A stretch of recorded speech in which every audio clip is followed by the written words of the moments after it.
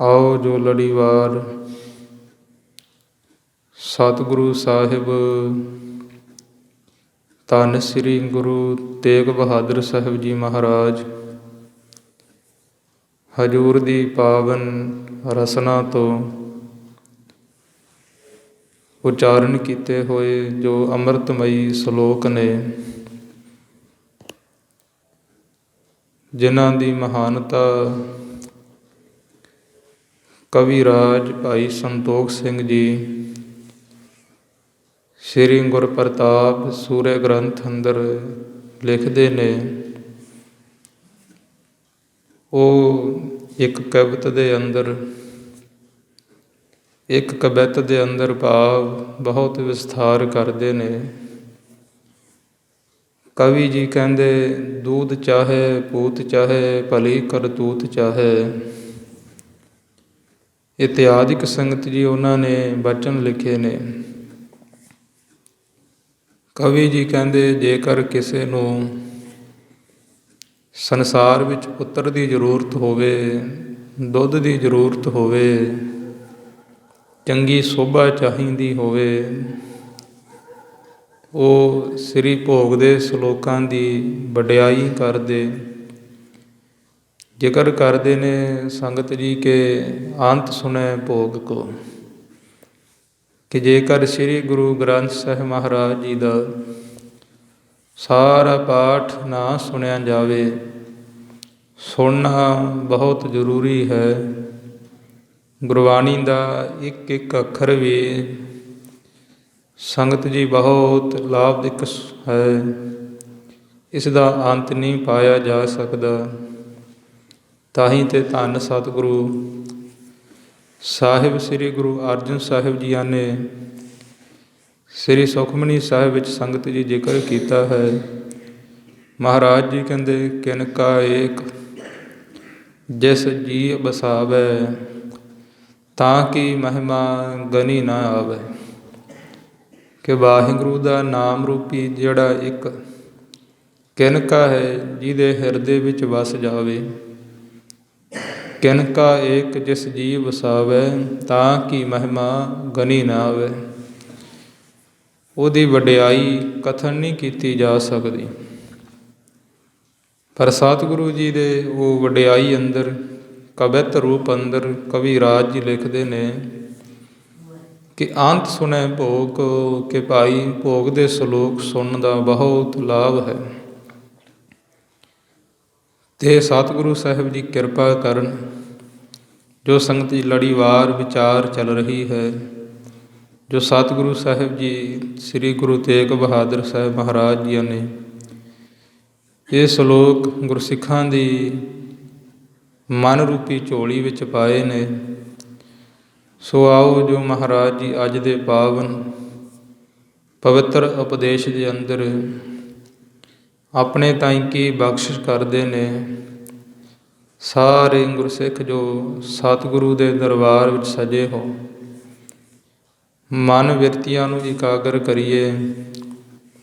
ਸਤਿਗੁਰੂ ਧੰਨ ਸਾਹਿਬ ਸ੍ਰੀ ਗੁਰੂ ਤੇਗ ਬਹਾਦਰ ਸਾਹਿਬ ਨੌਵੇਂ ਪਾਤਸ਼ਾਹ ਜੀ ਦੇ ਚਰਨਾਂ ਵਿੱਚ ਨਮਸਕਾਰ ਕਰੀਏ। ਸਤਿਗੁਰੂ ਧੰਨ ਸਤਿਗੁਰੂ ਸ੍ਰੀ ਗੁਰੂ ਗ੍ਰੰਥ ਸਾਹਿਬ ਮਹਾਰਾਜ ਜੀ ਨੂੰ ਸਜਦਾ ਕਰੀਏ। ਸਭ ਉਚਾਰਨ ਕਰੋ, ਆਖੋ ਜੀ ਸਤਿਨਾਮ ਸ੍ਰੀ ਵਾਹਿਗੁਰੂ ਸਾਹਿਬ ਜੀਓ।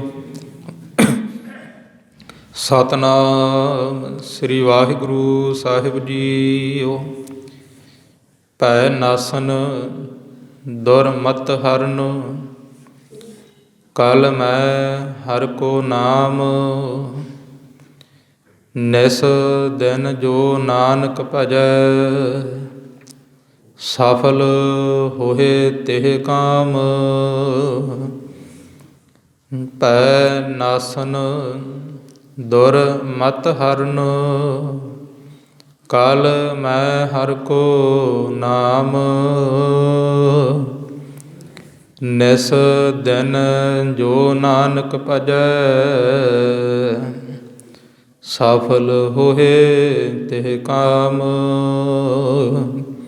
ਵਾਹਿਗੁਰੂ ਜੀ ਕਾ ਖਾਲਸਾ, ਵਾਹਿਗੁਰੂ ਜੀ ਕੀ ਫਤਿਹ। ਸਤਿਗੁਰੂ ਸਾਹਿਬ ਜੀ, ਧੰਨ ਸ੍ਰੀ ਗੁਰੂ ਤੇਗ ਬਹਾਦਰ ਸਾਹਿਬ ਜੀ। ਸੰਗਤ ਜੀ, ਇਸ ਪਾਵਨ ਉਪਦੇਸ਼ ਦੇ ਅੰਦਰ, ਪਾਵਨ ਸ਼ਬਦ ਦੇ ਅੰਦਰ ਮਹਾਰਾਜ ਜੀ ਪਵਿੱਤਰ ਉਪਦੇਸ਼ ਬਖਸ਼ਦੇ ਨੇ ਕਿ ਜਿਹੜਾ ਜੀਵ ਹੈ, ਹਰੇਕ ਦੇ ਅੰਦਰ ਭੈ ਦਾ ਜਿਹੜਾ ਘਰ ਹੈ ਉਹ ਹਰੇਕ ਜੀਵ ਦੇ ਹਿਰਦੇ ਵਿੱਚ ਹੈ। ਭਾਵ ਕਿ ਹਰੇਕ ਜੀਵ ਅੰਦਰ ਡਰ ਬਣਿਆ ਹੈ।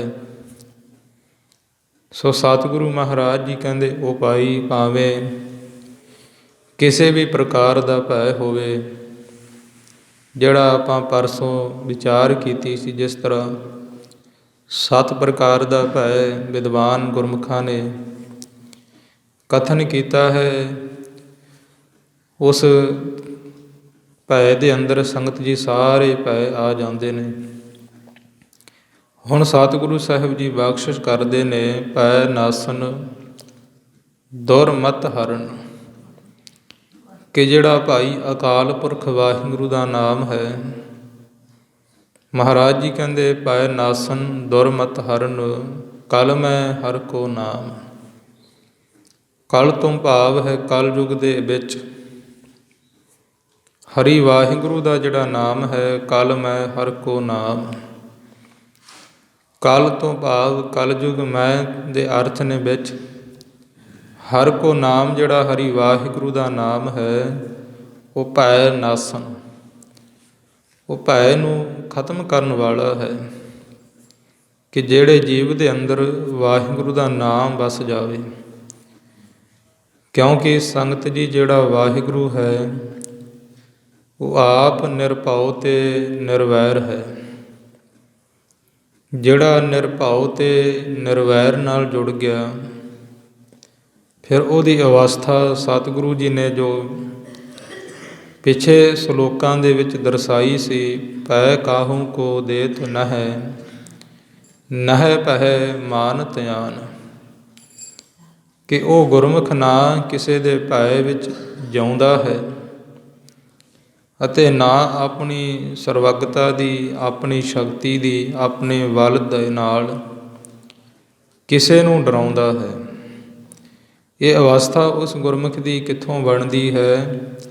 ਭਾਈ ਉਹਨੇ ਆਪਣੇ ਹਿਰਦੇ ਵਿੱਚ ਉਸ ਨਿਰਭਉ ਨਿਰਵੈਰ ਨੂੰ ਵਸਾਇਆ, ਜਿਹਨੂੰ ਧੰਨ ਸਤਿਗੁਰੂ ਗੁਰੂ ਅਮਰਦਾਸ ਮਹਾਰਾਜ ਨੇ ਬਖਸ਼ਿਸ਼ ਕੀਤੀ ਹੈ ਕਿ ਨਿਰਮਲ ਭਉ ਪਾਇਆ, ਹਰ ਗੁਣ ਗਾਇਆ, ਹਰ ਵੇਖੈ ਰਾਮ ਹਦੂਰੇ।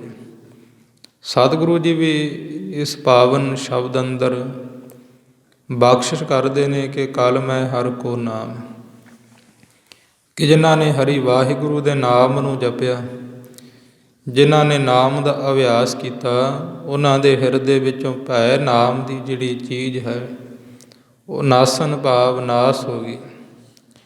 ਕਿੰਨਾ ਹੀ ਗੁਰਸਿੱਖਾਂ ਦਾ ਇਤਿਹਾਸ ਹੈ ਸੰਗਤ ਜੀ, ਜਿਨ੍ਹਾਂ ਨੂੰ ਸ਼ਹਾਦਤ ਵੇਲੇ ਬੜੇ ਹੀ ਸਖਤ ਤੋਂ ਸਖਤ ਤਸੀਹੇ ਚੱਲਣੇ ਪਏ।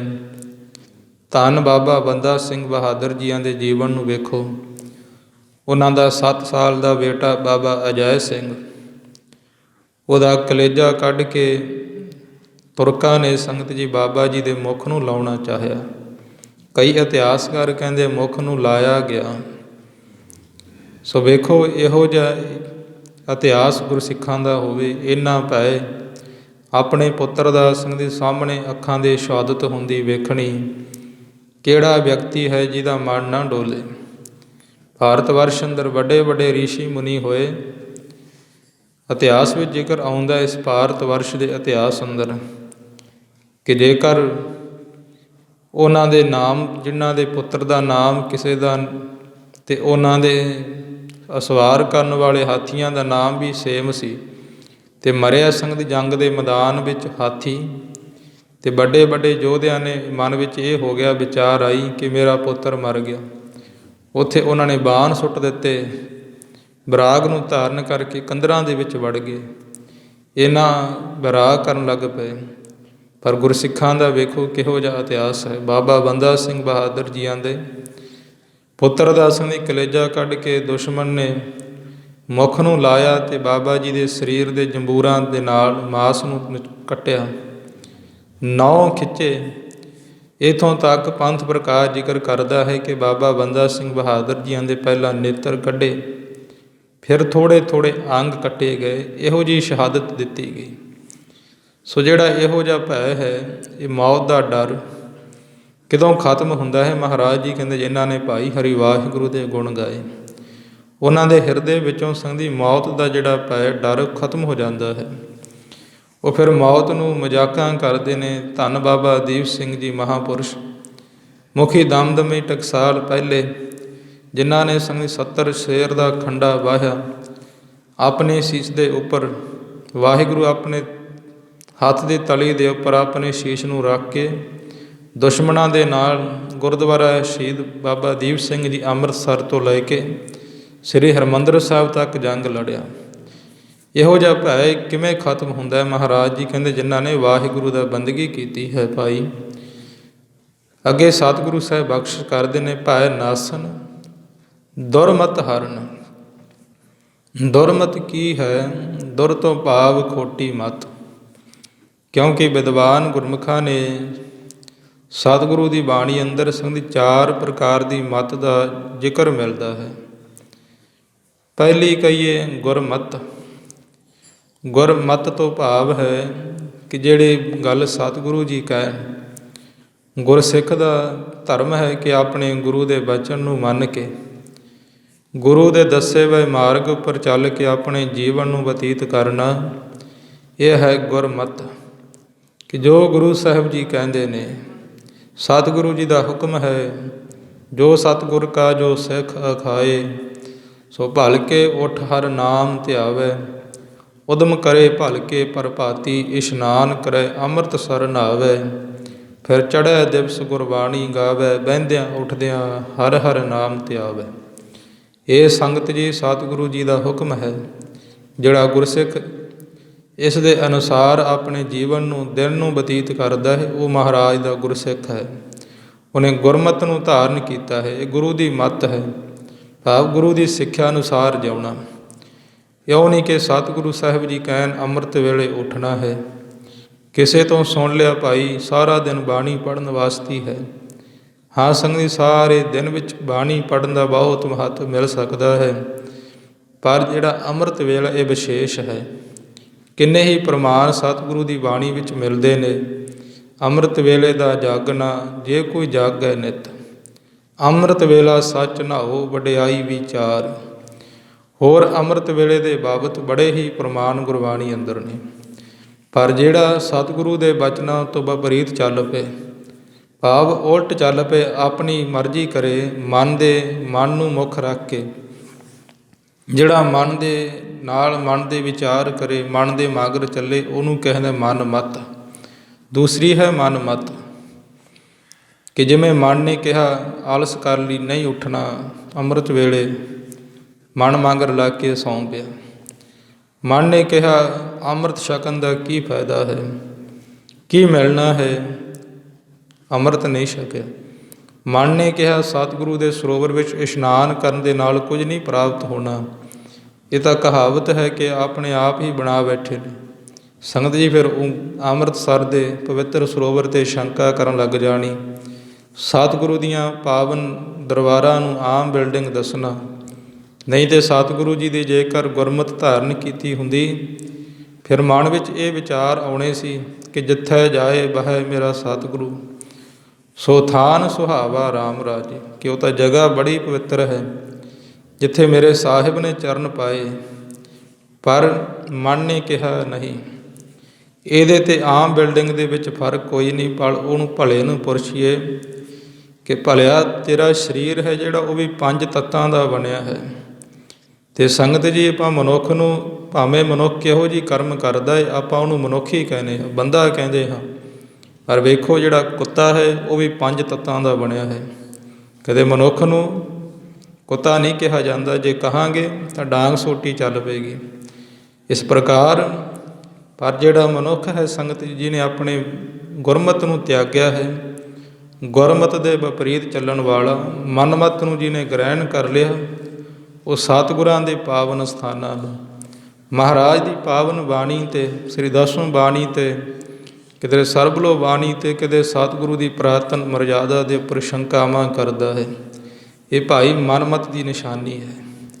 ਤੀਸਰੀ ਹੈ ਦੁਰਮਤ, ਖੋਟੀ ਮਤ, ਕਿ ਜਿਹੜੀ ਸੰਗਤ ਜੀ ਮਹਾਰਾਜ ਦੇ ਬਚਨਾਂ ਤੋਂ ਜਮੀ ਵਿਪਰੀਤ ਹੋ ਜਾਵੇ, ਕਿ ਵਿਕਾਰਾਂ ਦੇ ਵਿੱਚ ਹਰ ਵੇਲੇ ਲੱਗਾ ਰਹਿਣਾ, ਨਿੰਦਿਆ ਚੁਗਲੀ ਕਰੀ ਜਾਣੀ, ਇਹ ਹੈ ਦੁਰਮਤ, ਖੋਟੀ ਮਤ। ਸਤਿਗੁਰੂ ਜੀ ਕਹਿੰਦੇ ਜੇਕਰ ਭਾਈ ਕੋਈ ਵਾਹਿਗੁਰੂ ਦਾ ਨਾਮ ਜਪਣ ਲੱਗ ਪਵੇ, ਜੇਕਰ ਕੋਈ ਸਤਿਗੁਰਾਂ ਦੇ ਚਰਨਾਂ ਵਿੱਚ ਆ ਕੇ ਬੇਨਤੀਆਂ ਕਰਨ ਲੱਗ ਪਏ, ਹਮ ਔਗਣ ਸਹਿ ਗੁਣ ਨਾਹੀ ਦੋਸ਼, ਕਿ ਸਾਰੇ ਔਗਣ ਮੇਰੇ ਵਿੱਚ ਹੈ, ਮੇਰੇ ਮਾਲਕ ਵਿੱਚ ਕੋਈ ਦੋਸ਼ ਨਹੀਂ, ਜੋ ਮੈਂ ਕੀਆ ਸੋ ਮੈਂ ਪਾਇਆ, ਕਿਤੇ ਮਨ ਵਿੱਚ ਅਫਸੋਸ ਹੋ ਜਾਵੇ, ਸਤਿਗੁਰੂ ਦੇ ਚਰਨਾਂ 'ਚ ਬੇਨਤੀ ਕਰੇ, ਮਹਾਰਾਜ ਕਿਰਪਾ ਕਰੋ।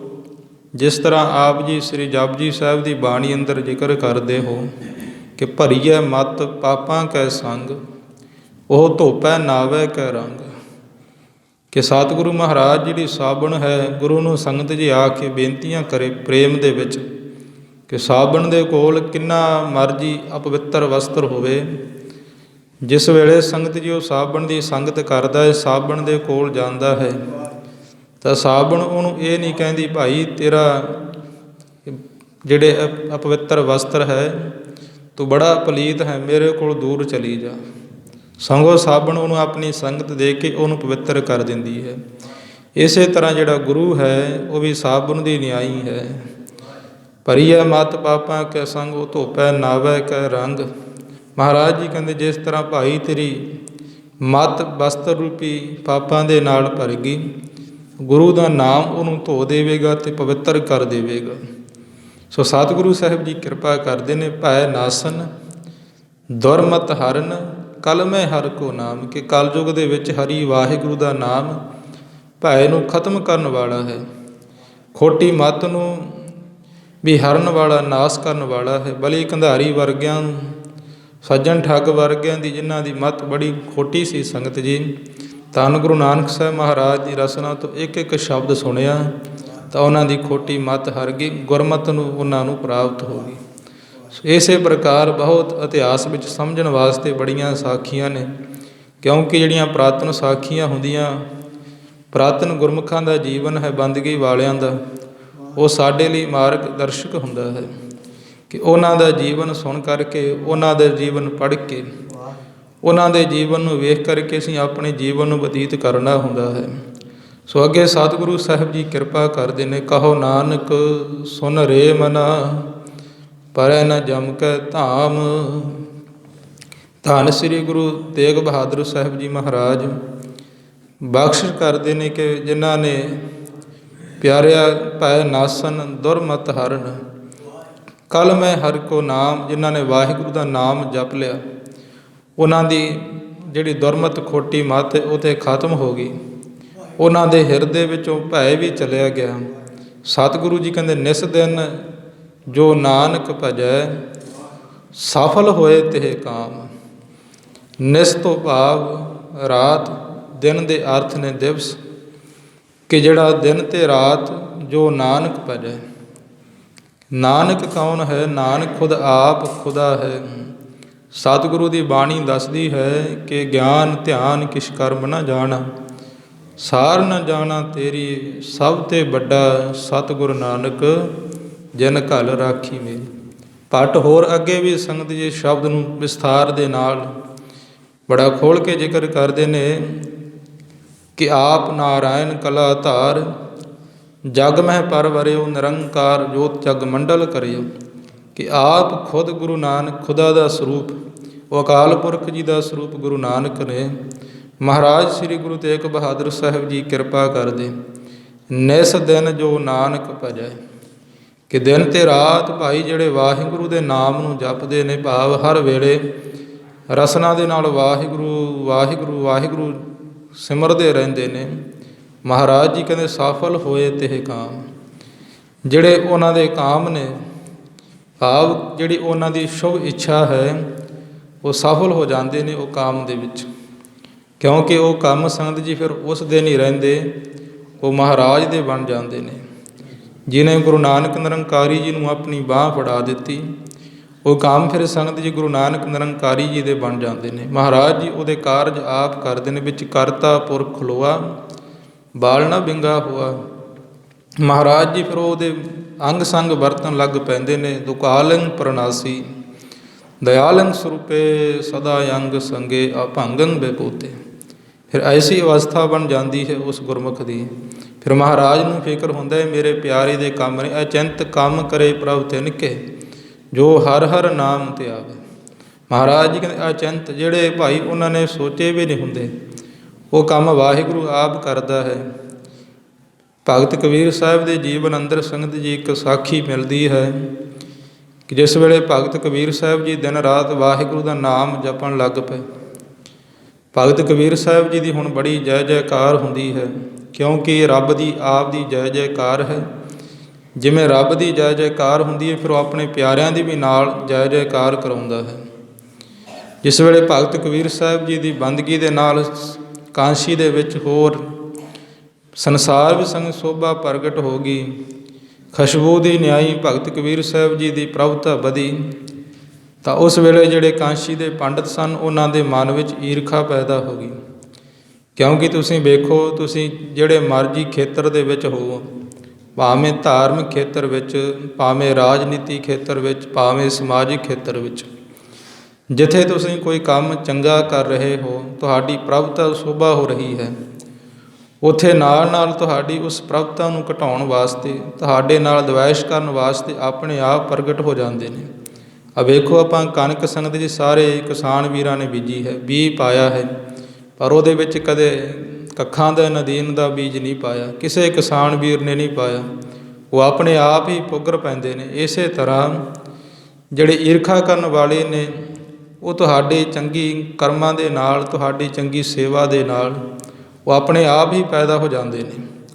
ਤਾਂ ਇਉਂ ਭਗਤ ਕਬੀਰ ਸਾਹਿਬ ਜੀਆਂ ਦੀ ਵੀ ਸੰਗਤ ਜੀ ਬੜੀ ਵਡਿਆਈ ਸੁਣ ਕੇ ਪੰਡਤਾਂ ਦੇ ਮਨ ਵਿੱਚ ਬੜਾ ਰਾਗ, ਬੜਾ ਦਰਦ ਹੋਣ ਲੱਗ ਪਿਆ।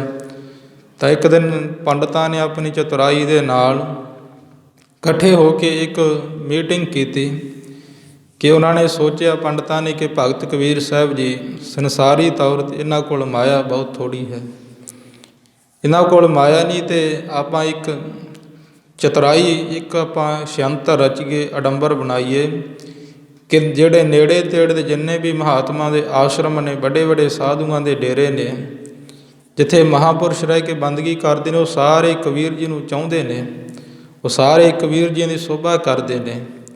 ਅਤੇ ਆਪਾਂ ਉਹਨਾਂ ਨੂੰ ਪੱਤਰਕਾਰ ਚਿੱਠੀਆਂ ਭੇਜੀਏ ਕਿ ਕਬੀਰ ਸਾਹਿਬ ਜੀ ਬੜਾ ਵੱਡਾ ਜਗ ਕਰ ਰਹੇ ਨੇ, ਜਿਹਦੇ ਵਿੱਚ ਬ੍ਰਹਮ ਭੋਜ ਕਰਾ ਰਹੇ ਨੇ, ਅਤੇ ਨਾਲ ਮਾਇਆ ਧਨ ਪਦਾਰਥ ਵੀ ਦੇਣਗੇ, ਵਸਤਰ ਦੇਣਗੇ। ਇਉਂ ਸੰਗਤ ਚਿੱਠੀ ਦੇ ਉੱਪਰ ਲਿਖ ਕਰਕੇ ਕੁਝ ਪੰਡਤਾਂ ਨੇ ਆਪਣੀ ਵਡਿਆਈ ਕਰਾਉਣ ਵਾਸਤੇ, ਕਬੀਰ ਜੀ ਦੀ ਸੋਭਾ ਨੂੰ ਘਟਾਉਣ ਵਾਸਤੇ ਚਿੱਠੀਆਂ ਭੇਜੀਆਂ। ਜਿਸ ਵੇਲੇ ਚਿੱਠੀਆਂ ਪਹੁੰਚੀਆਂ ਆਸ਼ਰਮਾਂ ਦੇ ਵਿੱਚ, ਡੇਰਿਆਂ ਦੇ ਵਿੱਚ, ਸਾਧੂ ਕੀ ਦੱਸੇ ਹੋਏ ਸਮੇਂ ਅਨੁਸਾਰ ਪੁੱਜਣ ਲੱਗ ਪਏ। ਕੋਈ ਸਾਧੂ ਪਹਿਲਾਂ ਆਉਣ ਲੱਗ ਪਏ। ਕਬੀਰ ਜੀ ਨੇ ਪੁੱਛਿਆ, ਭਾਈ ਕਿੱਥੇ ਜਾ ਰਹੇ ਹੋ? ਕਬੀਰ ਜੀਆਂ ਨੂੰ ਕੁਝ ਸਾਧੂ ਸੰਗਤ ਜਾਣਦੇ ਨਹੀਂ ਸੀ। ਕਹਿਣ ਲੱਗੇ ਕਿ ਕਬੀਰ ਸਾਹਿਬ ਨੇ, ਜੋ ਕਾਂਸ਼ੀ ਵਿੱਚ ਬੜੇ ਵੱਡੇ ਰੱਬ ਦੇ ਵਾਹਿਗੁਰੂ ਦੇ ਪਿਆਰੇ ਨੇ, ਭਗਤੀ ਕਰਨ ਵਾਲੇ ਨੂੰ ਆਪਣੇ ਆਸ਼ਰਮ ਡੇਰੇ ਦੇ ਵਿੱਚ, ਘਰ ਦੇ ਵਿੱਚ ਬਹੁਤ ਵੱਡਾ ਜੱਗ ਕਰ ਰਹੇ ਨੇ। ਅਸੀਂ ਉਹਨਾਂ ਦੇ ਜੱਗ ਵਿੱਚ ਜਾ ਰਹੇ ਹਾਂ ਸ਼ਿਰਕਤ ਕਰਨ ਵਾਸਤੇ। ਤਾਂ ਉਸ ਵੇਲੇ ਸੰਤ ਜੀ ਕਬੀਰ ਜੀ ਨੇ ਸਮਝ ਗਏ ਕਿ ਪੰਡਤਾਂ ਦੀ ਚਤੁਰਾਈ ਹੈ, ਉਹਨਾਂ ਨੂੰ ਮੇਰੇ ਨਾਲ ਦਵੈਸ਼ ਹੈ। ਤਾਂ ਉਸ ਵੇਲੇ ਕਬੀਰ ਜੀ ਆਪਣੀ ਲੋਈ ਘਰਵਾਲੀ ਨੂੰ ਲੈ ਕੇ, ਨਾਲ ਆਪਣੇ ਪੁੱਤਰ ਕਮਾਲੇ ਨੂੰ ਅਤੇ ਬੱਚੀ ਕਮਾਲੀ ਨੂੰ ਲੈ ਕੇ ਜੰਗਲਾਂ ਵਿੱਚ ਚਲੇ ਗਏ। ਜਾ ਕੇ ਵਾਹਿਗੁਰੂ ਦੇ ਚਰਨਾਂ 'ਚ ਬੇਨਤੀ ਕੀਤੀ, ਮਹਾਰਾਜ ਜਿਸ ਤਰ੍ਹਾਂ ਆਪ ਜੀ ਨੇ ਧੰਨੇ ਦੀ ਮਹਾਰਾਜ ਨਾਮਦੇਵ ਜੀ ਨੂੰ ਛਪਰੀ ਬਣਾਈ, ਮਹਾਰਾਜ ਮੇਰੀ ਪੈਜ ਰੱਖੋ। ਹਰ ਜੁਗ ਜੁਗ ਭਗਤ ਉਪਾਇਆ, ਪੈਜ ਰੱਖਦਾ ਆਇਆ ਰਾਮ ਰਾਜੇ। ਮਹਾਰਾਜ ਪ੍ਰਹਿਲਾਦ ਦੀ ਆਪ ਜੀ ਨੇ ਪੈਜ ਰੱਖੀ, ਮੇਰੀ ਵੀ ਪੈਜ ਰੱਖੋ, ਮੈਂ ਵੀ ਆਪ ਜੀ ਦਾ ਪਿਆਰਾ ਹਾਂ। ਤਾਂ ਉਸ ਵੇਲੇ ਸੰਗਤ ਜੀ ਭਗਤ ਕਬੀਰ ਸਾਹਿਬ ਜੀ ਦਾ ਸਰੂਪ ਧਾਰਨ ਕਰਕੇ ਪਰਮਾਤਮਾ ਵਾਹਿਗੁਰੂ ਖੁਦ ਆਪ ਕਾਂਸ਼ੀ ਵਿੱਚ ਆ ਪਿਆ। ਮਨ ਵਿੱਚ ਕਈ ਵਾਰੀ ਸ਼ੰਕਾ ਹੋ ਜਾਂਦੀ ਹੈ ਕਿ ਕਿਵੇਂ ਕਬੀਰ ਜੀ ਦਾ ਸਰੂਪ ਧਾਰਨ ਕੇ ਆਵੇਗਾ। ਸਤਿਗੁਰੂ ਦੀ ਬਾਣੀ ਉੱਤਰ ਦਿੰਦੀ ਹੈ, ਸਾਧ ਰੂਪ ਆਪਣਾ ਤਨ ਧਾਰਿਆ। ਕਿ ਸਾਧ ਭਾਵ ਜੀ ਨੇ ਮਨ ਨੂੰ ਸਾਧ ਲਿਆ, ਮਹਾਂਪੁਰਸ਼ ਵਾਲਾ ਰੂਪ ਧਾਰਨ ਕਰਕੇ। ਕਬੀਰ ਸਾਹਿਬ ਜੀ ਦੇ ਸੰਦੇਸ਼ ਫਿਰ ਜੱਗ ਵਿੱਚ ਵਾਹਿਗੁਰੂ ਆਪ ਆਇਆ। ਰਸਤਾਂ ਵਸਤਾਂ ਦੇ ਬੜੇ ਵੱਡੇ ਗੱਡੇ ਲਿਆਂਦੇ, ਪੰਡਤਾਂ ਨੇ ਤੇ ਕੁਝ ਬਸਤਰ ਕੁਝ ਮੋਹਰਾਂ ਲਿਖੀਆਂ ਸੀ। ਅਤੇ ਜਿਸ ਵੇਲੇ ਜੱਗ ਸ਼ੁਰੂ ਹੋਇਆ, ਵਾਹਿਗੁਰੂ ਨੇ ਆਪ ਆ ਕੇ ਜੱਗ ਕੀਤਾ। ਇਹਨਾਂ ਸੰਗਤ ਜੀ ਆ ਕੇ ਧਨ ਪਦਾਰਥ ਵਰਤਾਇਆ ਕਿ ਅਕਾਲ ਪੁਰਖ ਜੀ ਕਬੀਰ ਜੀ ਦੇ ਸਰੂਪ ਵਿੱਚ ਨੇ, ਅਤੇ ਨਾਲੇ ਸੰਗਤ ਜੀ ਮਹਾਂਪੁਰਸ਼ਾਂ ਨੂੰ ਡੇਰਿਆਂ ਵਿੱਚ ਲਿਜਾਣ ਵਾਸਤੇ ਪਦਾਰਥ ਬੰਨ੍ਹ ਕੇ ਦਿੱਤੇ। ਜਿਸ ਵੇਲੇ ਜੱਗ ਸਮਾਪਤ ਹੋਇਆ, ਜੱਗ ਫਤਿਹ ਹੋਇਆ, ਤਾਂ ਸੰਗਤ ਜੀ ਕਬੀਰ ਸਾਹਿਬ ਜੀ ਨੂੰ ਰਾਹ ਦੇ ਵਿੱਚ ਪੰਡਤ ਮਿਲੇ। ਕਬੀਰ ਜੀਆਂ ਦੀ ਹੋਰ ਜੈ ਜੈਕਾਰ ਕਰਨ ਲੱਗ ਪਏ। ਸਾਧੂ ਗੱਲਾਂ ਕਰਦੇ ਜਾਂਦੇ ਨੇ ਕਿ ਜੱਗਾਂ ਦੇ ਵਿੱਚ ਬਹੁਤ ਗਏ, ਬ੍ਰਹਮ ਭੋਜ ਬਹੁਤ ਕੀਤੇ, ਪਰ ਕਬੀਰ ਜੀ ਵਰਗਾ ਬ੍ਰਹਮ ਭੋਜ ਅੱਜ ਤੱਕ ਕਿਸੇ ਤੋਂ ਨਹੀਂ ਹੋਇਆ। ਸਿਆਉਂ ਸੰਗਤ ਜੀ ਮਹਾਰਾਜ ਸੱਚੇ ਪਾਤਸ਼ਾਹ ਜੀ ਕਹਿੰਦੇ, ਧੰਨ ਸ੍ਰੀ ਗੁਰੂ ਤੇਗ ਬਹਾਦਰ ਸਾਹਿਬ ਜੀ, ਨਿਸ ਦਿਨ ਜੋ ਨਾਨਕ ਭਜੈ। ਜਿਹੜੇ ਦਿਨ ਰਾਤ ਭਾਈ ਵਾਹਿਗੁਰੂ ਦੇ ਨਾਮ ਨੂੰ ਸਿਮਰਦੇ ਨੇ, ਸਫਲ ਹੋਏ ਤੇ ਕਾਮ। ਉਹਨਾਂ ਦੇ ਭਾਈ ਸਾਰੇ ਕੰਮ ਵਾਹਿਗੁਰੂ ਆਪ ਹੀ ਸਫਲੇ ਕਰਦਾ ਹੈ। ਜੇਕਰ ਉਹਨਾਂ ਨੂੰ ਮੁਕਤੀ ਦੀ ਚਾਹਵਾਨ ਹੈ, ਵਾਹਿਗੁਰੂ ਮੁਕਤੀ ਦਿੰਦਾ ਹੈ। ਜਿਹਨੂੰ ਦਰਸ਼ਨਾਂ ਦੀ ਸਤਿਗੁਰੂ ਦੇ ਅਭਿਲਾਖਾ ਹੋਵੇ, ਉਹਨੂੰ ਦਰਸ਼ਨ ਬਖਸ਼ਦਾ ਹੈ। ਸਤਿਗੁਰੂ ਜੀ ਕਹਿੰਦੇ, ਜਿਹੜਾ ਭਾਈ ਵਾਹਿਗੁਰੂ ਨੂੰ ਸਿਮਰਦਾ ਹੈ, ਸਤਿਗੁਰੂ ਜੀ ਉਹਨੂੰ ਧਰਮ ਅਰਥ ਕਾਮ ਮੋਖ ਚਾਰੇ ਪਦਾਰਥਾਂ ਦੀ ਦਾਤ ਬਖਸ਼ ਦਿੰਦੇ ਨੇ। ਅੱਗੇ ਸ੍ਰੀ ਗੁਰੂ ਤੇਗ ਬਹਾਦਰ ਸਾਹਿਬ ਮਹਾਰਾਜ ਜੀ ਬਖਸ਼ਿਸ਼ ਕਰਦੇ ਨੇ, ਜਿਹਵਾ ਗੁਣ ਗੋਬਿੰਦ ਭਜੋ, ਕਰਨ ਸੁਨੋ ਹਰ ਨਾਮ। ਸਤਿਗੁਰੂ ਜੀ ਮਹਾਰਾਜ ਕਹਿੰਦੇ, ਹੈ ਗੁਰਸਿੱਖੋ, ਜਿਹੜੀ ਤੁਹਾਡੀ ਜਿਹਵਾ ਹੈ, ਭਾਵ ਜੀਵ ਰਸਨਾ ਹੈ, ਇਹਦੇ ਨਾਲ ਗੁਣ ਗੋਬਿੰਦ ਭਜੋ। ਜਿਹੜਾ ਵਾਹਿਗੁਰੂ ਗੋ ਦੇ ਭਾਵ ਪ੍ਰਿਥਵੀ ਬਿੰਦ ਉਹਦਾ ਮਾਲਕ ਹੈ, ਉਹਦੇ ਗੁਣਾਂ ਨੂੰ ਭਜੋ, ਉਹਦੇ ਗੁਣਾਂ ਨੂੰ ਉਚਾਰਨ ਕਰੋ। ਕਰਨ ਸੁਣੋ ਹਰ ਨਾਮ। ਕਰਨ ਤੋਂ ਭਾਵ ਹੈ ਕੰਨ, ਕਿ ਕੰਨਾਂ ਦੇ ਨਾਲ ਹਰੀ ਵਾਹਿਗੁਰੂ ਦਾ ਨਾਮ ਸੁਣੋ।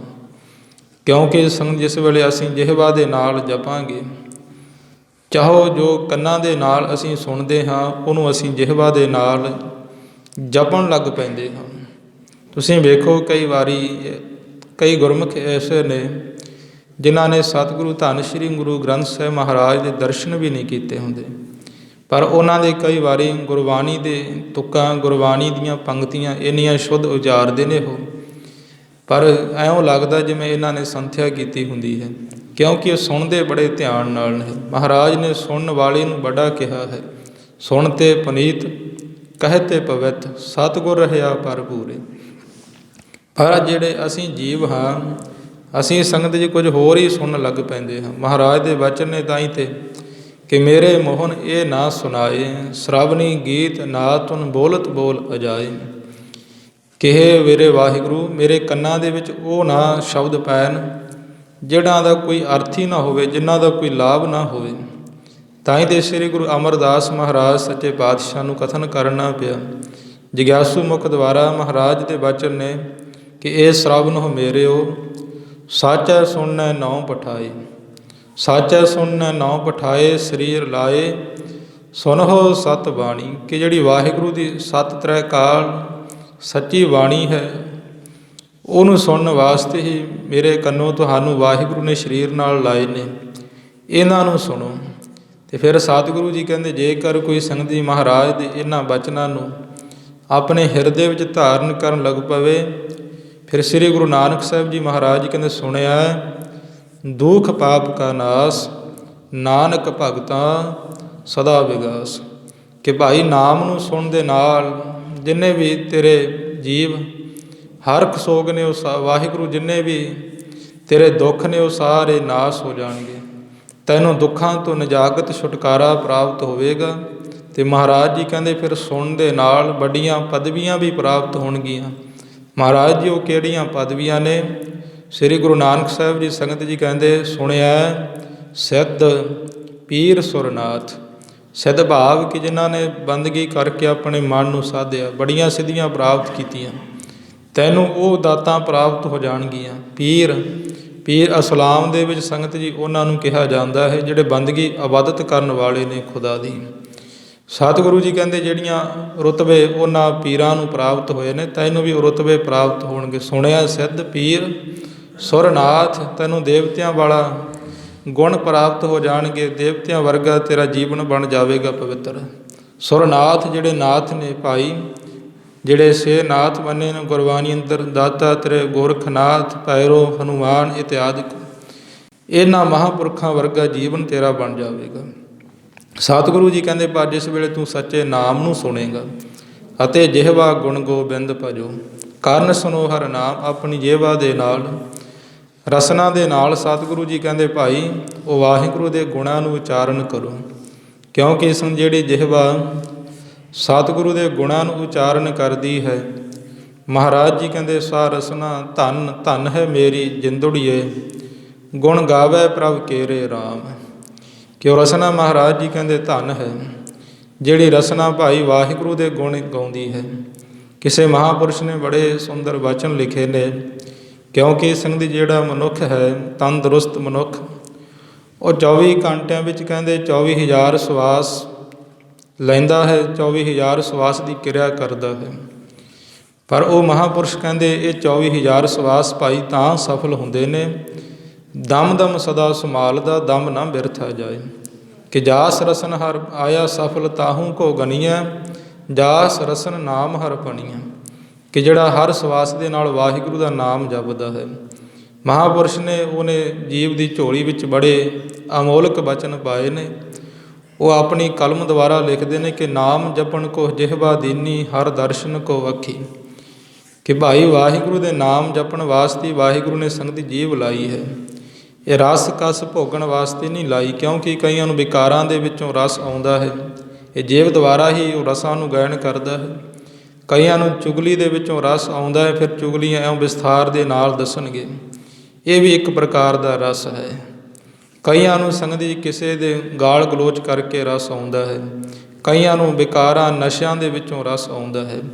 ਪਰ ਇਹ ਸੰਗਤ ਜਿਹੜੇ ਰਸ ਨੇ ਇਹ ਵਿਉ ਰੂਪ ਨੇ, ਕਿਉਂਕਿ ਜਿਹੜੀ ਜ਼ਹਿਰ ਹੁੰਦੀ ਹੈ ਉਹ ਮਨੁੱਖ ਦਾ ਜੀਵਨ ਸਮਾਪਤ ਕਰ ਦਿੰਦੀ ਹੈ। ਇਸ ਪ੍ਰਕਾਰ ਇਹ ਮਿੱਠੀ ਜ਼ਹਿਰ ਹੈ। ਜਿਵੇਂ ਸੰਗਤ ਜੀ ਕੋਈ ਮਿੱਠਾ ਪਦਾਰਥ ਹੋਵੇ, ਉਤੋਂ ਬੜਾ ਮਿੱਠਾ ਹੋਵੇ, ਵਿੱਚ ਉਹਦੇ ਜ਼ਹਿਰ ਲੱਗੀ ਹੋਵੇ ਅਤੇ ਮਨੁੱਖ ਨੂੰ ਛਕ ਲੈਂਦਾ ਹੈ, ਫਿਰ ਉਹ ਮ੍ਰਿਤੂ ਨੂੰ ਪ੍ਰਾਪਤ ਹੁੰਦਾ ਹੈ, ਪਰ ਉਹਨੂੰ ਪਤਾ ਨਹੀਂ ਲੱਗਦਾ ਕਿ ਵਿੱਚ ਇਹਦੇ ਜ਼ਹਿਰ ਹੈ। ਇਸੇ ਪ੍ਰਕਾਰ ਜਿਹੜੀਆਂ ਨਿੰਦਿਆ ਚੁਗਲੀ ਇਤਿਆਦਿਕ ਸਤਿਗੁਰੂ ਦੀ ਗੁਰਬਾਣੀ ਨੇ ਇਹਨੂੰ ਮਿੱਠੀ ਜ਼ਹਿਰ ਮੰਨੀ ਹੈ। ਅਤੇ ਜਿਹੜਾ ਸੰਗਤ ਜੀ ਵਾਹਿਗੁਰੂ ਦਾ ਨਾਮ ਹੈ, ਸਤਿਗੁਰੂ ਜੀ ਕਹਿੰਦੇ ਨਾਮ ਜਪਣ ਕੋ ਜਿਹਵਾ ਦੀਨੀ, ਉਹ ਮਹਾਂਪੁਰਸ਼ ਕਿ ਜਿਹੜੀ ਜੀਵ ਹੈ ਭਾਈ ਵਾਹਿਗੁਰੂ ਦੇ ਨਾਮ ਜਪਣ ਵਾਸਤੇ ਦਿੱਤੀ ਹੈ। ਪਰ ਸੰਗਤ ਜਿਹੜਾ ਜੀਵ ਹੈ ਉਹਨੂੰ ਵਾਹਿਗੁਰੂ ਦਾ ਨਾਮ ਕੌੜਾ ਫਿੱਕਾ ਭਾਸਦਾ ਹੈ, ਅਤੇ ਜਿਹੜੇ ਵਿਕਾਰਾਂ ਰੂਪੀ ਹੋਰ ਨਿੰਦਿਆ ਚੁਗਲੀ ਉਹ ਬੜੇ ਮਿੱਠੇ ਲੱਗਦੇ ਨੇ, ਕਿਉਂਕਿ ਜਿਹੜਾ ਮਿੱਠਾ ਪਦਾਰਥ ਹੈ ਅਸੀਂ ਉਹਨੂੰ ਛਕਦੇ ਹਾਂ ਸੰਗਤ ਜੀ। ਅਤੇ ਪਰ ਸਾਨੂੰ ਫਿਰ ਜਿਹੜੇ ਇਤਿਆਦਿਕ ਜਿਹੜੇ ਜਿਨ੍ਹਾਂ ਦਾ ਕੋਈ ਆਸਰੀ ਨਹੀਂ, ਜਿਨ੍ਹਾਂ ਨੇ ਸਾਡੇ ਜੀਵਨ ਨੂੰ ਰਸਾਤਲ ਵੱਲ ਲੈ ਕੇ ਜਾਣਾ ਹੈ, ਅਸੀਂ ਇਹ ਜੇਵਾ ਦੇ ਨਾਲ ਉਹਨਾਂ ਪਦਾਰਥਾਂ ਨੂੰ ਚੱਖਦੇ ਹਾਂ। ਤਾਂ ਹੀ ਸ੍ਰੀ ਗੁਰੂ ਅਮਰਦਾਸ ਨੇ ਕਿਹਾ ਹੈ, ਇਹ ਰਸਨਾ ਤੂੰ ਅੰਨ ਰਸ ਰਾਚ ਰਹੀ, ਤੇਰੀ ਪਿਆਸ ਨਾ ਜਾਏ। ਪਿਆਸ ਨਾ ਜਾਏ ਹੋਰ ਤੈ ਕੀਤਾ, ਜਿਚਰ ਹਰ ਰਸ ਪੱਲੇ ਨਾ ਪਾਏ। ਕਿ ਜੀਵ ਤੂੰ ਜਿਹੜੇ ਰਸ ਚੱਖ ਰਹੀ, ਇਹਨਾਂ ਨਾਲ ਤੇਰੀ ਤ੍ਰਿਪਤੀ ਨਹੀਂ ਹੋਣ ਵਾਲੀ। ਤ੍ਰਿਪਤੀ ਦੇ ਭਾਈ ਵਾਹਿਗੁਰੂ ਦੇ ਨਾਮ ਦੇ ਨਾਲ ਹੀ ਹੋਣੀ ਹੈ। ਬਾਬਾ ਫਰੀਦ ਸਾਹਿਬ ਜੀ ਦਾ ਜੀਵਨ ਪੜ੍ਹ ਲਵੋ ਕਿ ਜਿਸ ਵੇਲੇ ਸੰਗਤ ਜੀ ਬਾਬਾ ਫਰੀਦ ਸਾਹਿਬ ਜੀ ਬਚਪਨ ਦੇ ਵਿੱਚ ਸੀ, ਤਾਂ ਬਾਬਾ ਫਰੀਦ ਸਾਹਿਬ ਜੀ ਬਾਲ ਅਵਸਥਾ ਦੇ ਵਿੱਚ ਸਨ। ਭਾਵੇਂ ਜਿਹੜੇ ਗੁਰਮੁਖ ਮਹਾਂਪੁਰਸ਼ ਬੰਦਗੀ ਵਾਲੇ ਹੁੰਦੇ ਆ, ਉਹਨਾਂ ਦੀ ਅਵਸਥਾ ਇੱਕ ਰਸ ਹੁੰਦੀ ਹੈ, ਪਰ ਸੰਗਤ ਸਮਝਣ ਵਾਸਤੇ ਕੋਈ ਸ਼ਬਦਾਂ ਦਾ ਪ੍ਰਗਟ ਕਰਨਾ ਪੈਂਦਾ ਹੈ। ਜਿਸ ਵੇਲੇ ਛੋਟੀ ਉਮਰ ਦੇ ਵਿੱਚ ਨੇ, ਤਾਂ ਬਾਬਾ ਫਰੀਦ ਸਾਹਿਬ ਜੀ ਦੀ ਮਾਤਾ ਬਾਬਾ ਫਰੀਦ ਸਾਹਿਬ ਜੀ ਨੂੰ ਕਹਿਣ ਲੱਗੀ, ਫਰੀਦ ਜੀ ਕਿ ਖੁਦਾ ਦੀ ਬੰਦਗੀ ਕਰਿਆ ਕਰ। ਤਾਂ ਬੱਚਿਆਂ ਵਾਲਾ ਸੁਭਾਅ ਸੀ। ਬਾਬਾ ਫਰੀਦ ਜੀ ਕਹਿਣ ਲੱਗੇ, ਮਾਤਾ ਕਿ ਖੁਦਾ ਦੇਊਗਾ ਕੀ? ਮਾਤਾ ਨੇ ਕਹਿਣਾ ਕਿ ਖੁਦਾ ਮਿੱਠੇ ਪਦਾਰਥ ਦੇਵੇਗਾ, ਕਿਉਂਕਿ ਜੀਵ ਸੰਗਤ ਜੀ ਜਿਹੜਾ ਜੀਵ ਹੈ ਇਹਦੇ ਅਧੀਨ ਹੈ। ਸ੍ਰੀ ਗੁਰੂ ਨਾਨਕ ਸਾਹਿਬ ਮਹਾਰਾਜ ਨੇ ਜਿਸ ਵੇਲੇ ਕਲਯੁੱਗ ਦੇ ਨਾਲ ਵਾਰਤਾ ਹੋਈ, ਤਾਂ ਉਸ ਵੇਲੇ ਕਲਯੁੱਗ ਨੇ ਸੰਗਤ ਜੀ ਗੁਰੂ ਨਾਨਕ ਸਾਹਿਬ ਮਹਾਰਾਜ ਨੂੰ 2 ਵਚਨ ਕਹੇ ਸੀ ਕਿ ਮਹਾਰਾਜ ਜਿੰਨਾ ਵੀ ਤਮਾਮ ਸੰਸਾਰ ਹੈ, ਜਿਹੜੇ ਆਪ ਜੀ ਦੇ ਪਿਆਰੇ ਬੰਦਗੀ ਵਾਲੇ, ਉਹਨਾਂ ਤੋਂ ਬਿਨਾਂ ਮੈਂ 2 ਆਪਣੇ ਇੰਦਰੀਆਂ ਦੇ ਨਾਲ ਸਾਰੇ ਸੰਸਾਰ ਨੂੰ ਆਪਣੇ ਵਸੀਕਰਨ ਕਰ ਲਵਾਂਗਾ। ਉਹ ਕਿਹੜੇ ਇੰਦਰ ਨੇ? ਇੱਕ ਜੀਵ ਤੇ ਗੁਪਤ ਸਥਾਨ ਸੰਗਤ ਜੀ ਕ੍ਰੋਧ ਕਾਮ ਵਾਲਾ। ਅੱਜ ਵੇਖ ਲਓ ਸਾਰਾ ਸੰਸਾਰ ਇਹਦੇ ਅਧੀਨ ਹੈ। ਸੋ ਇਸ ਪ੍ਰਕਾਰ ਜਿਸ ਵੇਲੇ ਸੰਗਤ ਜੀ ਜਿਹੜਾ ਜੀਵ ਹੈ ਉਹ ਰਸਨਾ ਨੂੰ ਮਿੱਠੇ ਪਦਾਰਥ ਚੱਕ ਕੇ ਬੜਾ ਖੁਸ਼ ਹੁੰਦਾ ਹੈ। ਜੀਵ ਦੇ ਸਵਾਦ ਵਿੱਚ ਜੀਵ ਬੜਾ ਲੱਗਿਆ ਹੈ। ਫਰੀਦ ਜੀ ਵੀ ਕਹਿਣ ਲੱਗੇ ਮਾਤਾ ਕਿ ਖੁਦਾ ਦੇਊਗਾ ਕੀ? ਤਾਂ ਮਾਤਾ ਨੇ ਕਹਿਣਾ ਬੱਚਾ ਖੁਦਾ ਤੈਨੂੰ ਮਿੱਠੇ ਪਦਾਰਥ ਦੇਵੇਗਾ, ਸ਼ੱਕਰ ਖੰਡ ਦੇਵੇਗਾ। ਤਾਂ ਫਰੀਦ ਜੀ ਸੰਗ ਲਾਲਚ ਵਿੱਚ ਆ ਕਰਕੇ ਮਾਤਾ ਨੇ ਮਸੂਲਾ ਵਸਾ ਦੇਣਾ ਜੀ। ਅਤੇ ਇਸਲਾਮ ਵੀਰ ਮੁਸਲਮਾਨ ਵੀ ਜਿਸ ਵੇਲੇ ਨਵਾਜ਼ ਅਦਾ ਕਰਦੇ ਨੇ ਤਾਂ ਉਸ ਵੇਲੇ ਜਿਹੜੇ ਕੱਪੜੇ 'ਤੇ ਬਹਿੰਦੇ ਨੇ ਉਹਨੂੰ ਮਸੂਲਾ ਕਿਹਾ ਜਾਂਦਾ। ਤਾਂ ਉਹਦੇ ਇੱਕ ਪਾਸੇ ਮਾਤਾ ਜੀ ਨੇ ਕੋਈ ਸ਼ੱਕਰ ਖੰਡ ਜੋ ਸਮੇਂ ਅਨੁਸਾਰ ਪਦਾਰਥ ਸਨ ਕਰੇ ਉਹ ਰੱਖ ਦੇਣੇ। ਫਰੀਦ ਜੀ ਨੇ ਸੰਗ ਨਵਾਜ਼ ਅਦਾ ਕਰਨ, ਜਿਸ ਵੇਲੇ ਨਵਾਜ਼ ਅਦਾ ਕਰਕੇ ਉੱਠਣਾ ਤਾਂ ਵੇਖਣਾ ਮਸੂਲੇ ਥੱਲੇ ਕੋਈ ਪਦਾਰਥ ਪਿਆ। ਫਰੀਦ ਜੀ ਨੇ ਛਕ ਲੈਣਾ, ਬੜੇ ਪ੍ਰਸੰਨ ਹੋਣਾ, ਖੁਸ਼ ਹੋਣਾ। ਇਉਂ ਬਹੁਤ ਸਮਾਂ ਲੰਘਦਾ ਗਿਆ। ਇੱਕ ਦਿਨ ਫਰੀਦ ਜੀਆਂ ਦੀ ਮਾਤਾ ਜੀ ਉਹ ਮਸੂਲੇ ਥੱਲੇ ਸੰਗਤ ਜੀ ਪਦਾਰਥ ਰੱਖਣਾ ਭੁੱਲ ਗਈ ਅਤੇ ਫਰੀਦ ਜੀ ਨਵਾਜ਼ ਅਦਾ ਕਰਕੇ ਉੱਠ ਪਏ। ਮਾਤਾ ਮਨ ਵਿੱਚ ਬੜਾ ਅਫਸੋਸ ਕੀਤਾ ਕਿ ਫਰੀਦ ਜੀ ਤੇ ਪਦਾਰਥਾਂ ਦੇ ਲਾਲਚ ਵਿੱਚ ਆ ਕੇ ਨਵਾਜ਼ ਅਦਾ ਕਰਦੇ ਸਨ। ਇਹ ਬੱਚੇ ਨੇ, ਅੱਜ ਮੈਂ ਪਦਾਰਥ ਰੱਖਣਾ ਭੁੱਲ ਗਈ, ਕੱਲ੍ਹ ਨੂੰ ਇਹਨਾਂ ਨੇ ਨਵਾਜ਼ ਅਦਾ ਨਹੀਂ ਕਰਨੀ। ਮਨ ਵਿੱਚ ਸੰਗਤ ਜੀ ਉਪਰਾਮਤਾ ਆਈ ਤਾਂ ਫਰੀਦ ਜੀ ਨੂੰ ਉਹ ਰਸ ਆ ਗਿਆ ਜਿਹੜਾ ਰਸ ਨਾਲ ਸੰਗਤ ਜੀ ਸਤਿਗੁਰੂ ਜੀ ਕਹਿੰਦੇ ਉਹ ਰਸ ਪੀ ਜਾ। ਇਹ ਰਸ ਨਹੀਂ ਭਾਵੈ।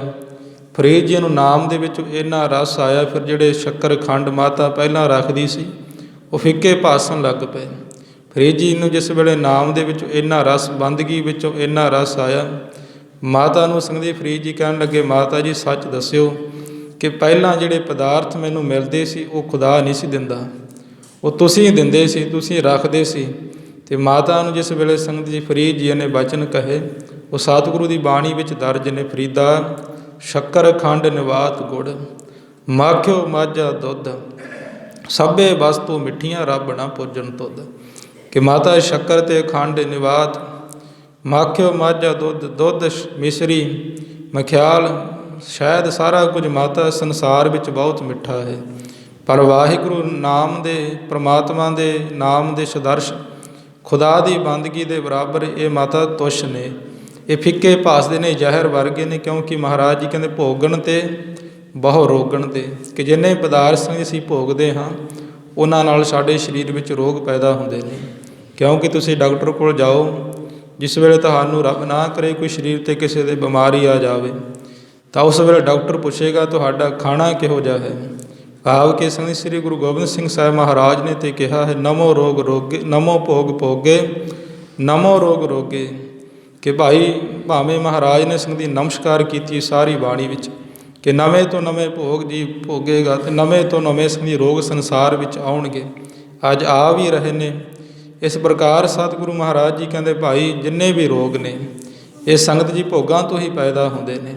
ਅਤੇ ਪਰ ਜਿਹੜਾ ਜੀਵ ਹੈ ਉਹ ਜੀਵ ਦੇ ਸਵਾਦ ਵਾਸਤੇ ਜੋ ਕਲਯੁਗ ਨੇ ਸ਼੍ਰੀ ਗੁਰੂ ਨਾਨਕ ਸਾਹਿਬ ਮਹਾਰਾਜ ਨੂੰ ਕਿਹਾ ਸੀ ਉਹਦੇ ਪਿੱਛੇ ਲੱਗ ਕੇ ਸੰਗਤ ਜੀ ਵਾਹਿਗੁਰੂ ਦੇ ਨਾਮ ਨੂੰ ਇਹ ਕੌੜਾ ਸਮਝਦਾ ਹੈ। ਅਤੇ ਜਿਹੜੇ ਕੌੜੇ ਜ਼ਹਿਰ ਵਰਗੇ ਵਿਕਾਰ ਨੇ, ਨਿੰਦਿਆ ਚੁਗਲੀ, ਉਹਨਾਂ ਨੂੰ ਮਿੱਠੇ ਸਮਝ ਕੇ ਛਕੀ ਜਾਂਦਾ ਹੈ। ਪਰ ਜਿੱਦੇ ਸੰਗਤ ਜੀ ਉਹਨਾਂ ਦੇ ਵਿੱਚੋਂ ਇਹਨੂੰ ਫਿੱਕੇ ਭਾਸਣ ਲੱਗ ਪਏ, ਵਾਹਿਗੁਰੂ ਦੀ ਕਿਰਪਾ ਹੋ ਗਈ। ਫਿਰ ਸਤਿਗੁਰੂ ਕੇ ਸਾਚੇ ਨਾਮ ਕੀ ਲਾਗੈ ਭੂਖ, ਉਤ ਭੁੱਖੈ ਖਾਏ ਚੱਲੀ ਹੈ ਦੁੱਖ। ਫਿਰ ਸੰਗਤ ਸਾਰੇ ਪਦਾਰਥ ਫਿੱਕੇ ਭਾਸਣ ਲੱਗ ਪੈਣਗੇ। ਫਿਰ ਫਰੀਦ ਜੀ ਵਾਲੀ ਅਵਸਥਾ ਬਣ ਜਾਗ ਪਵੇਗੀ। ਫਰੀਦ ਜੀ ਵਾਂਗ ਕਹੇਗਾ ਫਰੀਦਾ ਸ਼ੱਕਰ ਖੰਡ ਨਿਵਾਤ ਗੁੜ, ਮਾਖਿਓ ਮਾਝਾ ਦੁੱਧ, ਸਭੇ ਵਸਤੂ ਮਿੱਠੀਆਂ ਰੱਬ ਨਾ ਪੁੱਜਣ ਤੁਧ। ਫਿਰ ਨਾਮ ਦੇ ਬਰਾਬਰ, ਨਾਮ ਦੇ ਸਦਰਸ਼ ਨੂੰ ਸਾਰੇ ਪਦਾਰਥ ਸੰਗਤ ਜੀ ਫਿੱਕੇ ਲੱਗ ਪੈਣਗੇ। ਫਿਰ ਸਤਿਗੁਰੂ ਸਾਹਿਬ ਜੀ ਤਾਂ ਤੇ ਮਹਾਰਾਜ ਜੀ ਕਥਨ ਕਰ ਰਹੇ ਨੇ ਕਿ ਜਿਹਵਾ ਗੁਣ ਗੋਬਿੰਦ ਭਜੋ। ਇਹ ਭਾਈ ਗੁਰਸਿੱਖੋ ਆਪਣੀ ਰਸਨਾ ਦੇ ਨਾਲ ਪ੍ਰਮਾਤਮਾ ਦੇ ਗੁਣ ਗਾਓ, ਕਾਰਨ ਸੁਣੋ ਹਰ ਨਾਮ, ਕੰਨਾਂ ਦੇ ਨਾਲ ਵਾਹਿਗੁਰੂ ਦੇ ਨਾਮ ਨੂੰ ਸੁਣੋ।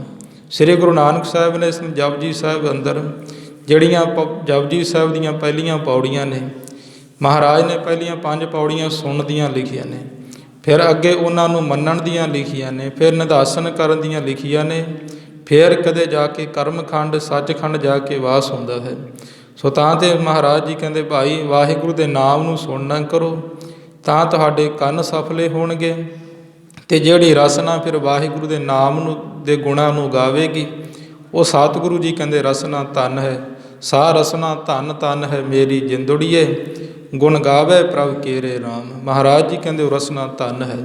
ਅਤੇ ਜਿਹੜੀ ਜੀਵ ਸੰਗਤ ਜੀ ਵਾਹਿਗੁਰੂ ਦੇ ਗੁਣ ਨਹੀਂ ਗਾਵੇਗੀ, ਅਤੇ ਫਿਰ ਭਗਤ ਕਬੀਰ ਸਾਹਿਬ ਜੀ ਕਹਿੰਦੇ ਨੇ ਕਿ ਕਬੀਰ ਜੀ ਕਹਿੰਦੇ ਕਿ ਜਿਹੜੀ ਰਸਨਾ ਪ੍ਰਮਾਤਮਾ ਦੇ ਗੁਣ ਨਹੀਂ ਗਾਵੇਗੀ, ਰਸਨਾ ਨਾ ਜਪੈ ਨਾਮ ਤਿਲ ਤਿਲ ਕਰ ਕੱਟੀਏ, ਕਿ ਇਹ ਰਸਨਾ ਨੂੰ ਫਿਰ ਇਹੋ ਜਿਹੀ ਸਜ਼ਾ ਮਿਲੇਗੀ ਵਾਹਿਗੁਰੂ ਦੇ ਦਰਬਾਰ ਵਿੱਚ। ਤਿਲ ਤਿਲ ਭਾਵ ਬੜੀ ਸੂਖਮ ਕਰਕੇ ਕੱਟੀ ਜਾਵੇਗੀ, ਕਿਉਂਕਿ ਸੰਤ ਮਹਾਂਪੁਰਸ਼ਾਂ ਦੇ ਵਚਨ ਨੇ ਕਿ ਨਾਮ ਜਪਣ ਕੋ ਜਿਹਵਾ ਦੀਨੀ, ਹਰ ਦਰਸ਼ਨ ਕੋ ਅੱਖੀ, ਰਸਨਾ ਸੰਧੀ ਲਾਈ ਨਾਮ ਜਪਣ ਵਾਸਤੇ ਹੈ। ਪਰ ਜੀਵਨ ਇਹਨੂੰ ਸਫਲ ਹੀ ਨਹੀਂ ਕੀਤੀ ਤਾਂ ਇਹਨੂੰ ਸਜ਼ਾ ਮਿਲੇਗੀ ਭਾਈ, ਤਿਲ ਤਿਲ ਕਰਕੇ ਕੱਟੀ ਜਾਵੇਗੀ। ਤਾਂ ਤੇ ਸਤਿਗੁਰੂ ਜੀ ਕਹਿੰਦੇ ਭਲੇ ਗੁਰਸਿੱਖੋ, ਆਪਣੇ ਜਿੱਥੇ ਸਰੀਰ ਨੂੰ ਸਫਲਾ ਕਰਨਾ, ਇਹਨਾਂ 5 ਗਿਆਨ ਇੰਦਰੇ 5 ਕਰਮ ਇੰਦਰੀਆਂ ਨੂੰ ਵਾਹਿਗੁਰੂ ਦੇ ਚਰਨਾਂ 'ਚ ਲਾ ਕੇ ਸਫਲਾ ਕਰੋ। ਅੱਗੇ ਗੁਰੂ ਸਾਹਿਬ ਜੀ ਸੰਗਤ ਜੀ ਕਿਰਪਾ ਕਰਦੇ ਨੇ ਕਿ ਜਿਹੜੇ ਪਿਆਰੇ ਸਤਿਗੁਰੂ ਦੇ ਵਾਹਿਗੁਰੂ ਦੇ ਗੁਣਾਂ ਨੂੰ ਗਾਉਂਦੇ ਨੇ ਅਤੇ ਕੰਨਾਂ ਦੇ ਨਾਲ ਨਾਮ ਸੁਣਦੇ ਨੇ, ਉਹਨਾਂ ਨੂੰ ਲਾਭ ਕੀ ਹੁੰਦਾ ਹੈ। ਮਹਾਰਾਜ ਜੀ ਕਹਿੰਦੇ ਕਹੋ ਨਾਨਕ ਸੁਨ ਰੇ ਮਨਾ, ਪਰੈ ਨਾ ਜਮ ਕੈ ਧਾਮ, ਕਿ ਭਾਈ ਉਹ ਗੁਰਸਿੱਖ, ਉਹ ਪ੍ਰਭੂ ਦੇ ਪਿਆਰੇ, ਪਰੈ ਨਾ ਜਮ ਕੈ ਧਾਮ, ਉਹਨਾਂ ਨੂੰ ਜਮਾਂ ਦੇ ਧਾਮ ਕਿ ਜਮ ਲੋਕ ਨਹੀਂ ਜਾਣਾ ਪੈਂਦਾ, ਕਿਉਂਕਿ ਉਹਨਾਂ ਦੀ ਬੰਦਗੀ ਇੰਨੀ ਹੁੰਦੀ ਹੈ। ਮਹਾਰਾਜ ਜੀ ਤੇ ਇੱਥੋਂ ਤੱਕ ਲਿਖਦੇ ਨੇ ਕਿ ਸੰਗਤ ਜੇਕਰ ਕੋਈ ਇੱਕ ਵਾਰੀ ਵਾਹਿਗੁਰੂ ਦੇ ਨਾਮ ਨੂੰ ਜਪ ਪਵੇ, ਉਹ ਵੀ ਜਮਾਂ ਤੋਂ ਮੁਕਤ ਹੋ ਜਾਂਦਾ ਹੈ। ਅੰਤ ਕਾਲ ਨਾਰਾਇਣ ਸਿਮਰੈ, ਐਸੀ ਚਿੰਤਾ ਮਹਿ ਜੇ ਮਰੈ। ਸਤਿਗੁਰੂ ਜੀ ਕਹਿੰਦੇ ਪੀਤੰਬਰ ਵਾਹ ਕੇ ਹਿਰਦੈ ਵਸੈ। ਬੇਸਵਾ ਗਣਕਾਂ ਨੇ ਸੰਗਤ ਜੀ ਅੰਤ ਵੇਲੇ ਨਾਰਾਇਣ ਭਾਵੇਂ ਪੁੱਤਰ ਨੂੰ ਕਹਿੰਦੀ ਕਹਿੰਦੀ ਵਾਹਿਗੁਰੂ ਦੇ ਚਰਨਾਂ ਨਾਲ ਪ੍ਰੀਤ ਜਾ ਲੱਗੀ। ਜਿਸ ਵੇਲੇ ਸਾਰੀ ਉਮਰ ਵਿਕਾਰ ਮੰਦ ਕਰਮ ਜੀਵਨ ਬਤੀਤ ਕੀਤਾ, ਅਖੀਰਲੇ ਸਮੇਂ ਵਾਹਿਗੁਰੂ ਪਰਮਾਤਮਾ ਦਾ ਨਾਮ ਜਪਿਆ ਤਾਂ ਵਿਵਾਨ ਆ ਗਏ, ਵਿਵਾਨਾਂ 'ਤੇ ਚੜ੍ਹ ਕੇ ਸੱਚਖੰਡ ਚਲੀ ਗਈ। ਮਹਾਰਾਜ ਦੀ ਬਾਣੀ ਕਹਿੰਦੀ ਜਿਹੜੀ ਅਵਸਥਾ ਨੂੰ ਸਾਰੀ ਉਮਰ ਜੋਗੀ ਲੋਕ, ਬੜੇ ਬੜੇ ਸਾਧਕ ਲੋਕ ਸੰਗਤ ਜੀ ਤਰਸਦੇ ਰਹੇ, ਛਿਨ ਮਾਤਰਾ ਦੇ ਵਿੱਚ ਹੀ ਉਹ ਬੇਸਵਾ ਗਣਕਾਂ ਨੇ ਅਵਸਥਾ ਨੂੰ ਪਾ ਲਿਆ। ਇਹ ਭਾਈ ਨਾਮ ਦੇ ਵਿੱਚ ਅਦਕ ਪ੍ਰਤਾਪ ਤੇ ਸ਼ਕਤੀ ਹੈ। ਸਤਿਗੁਰੂ ਜੀ ਕਹਿੰਦੇ ਕਹੋ ਨਾਨਕ ਸੁਨ ਰੇ ਮਨਾ, ਪਰੈ ਨ ਜਮ ਕੈ ਧਾਮ, ਕਿ ਵਾਹਿਗੁਰੂ ਦੇ ਨਾਮ ਜਪਣ ਵਾਲੇ ਸੰਗਤ ਜਮਾਂ ਦੇ ਧਾਮ ਨੂੰ ਨਹੀਂ ਜਾਂਦੇ। ਸੋ ਸਤਿਗੁਰੂ ਸਾਹਿਬ ਜੀ ਕਿਰਪਾ ਕਰੇ ਥੀ ਸ਼ਬਦ ਦੀ ਸਮਾਪਤੀ ਹੈ।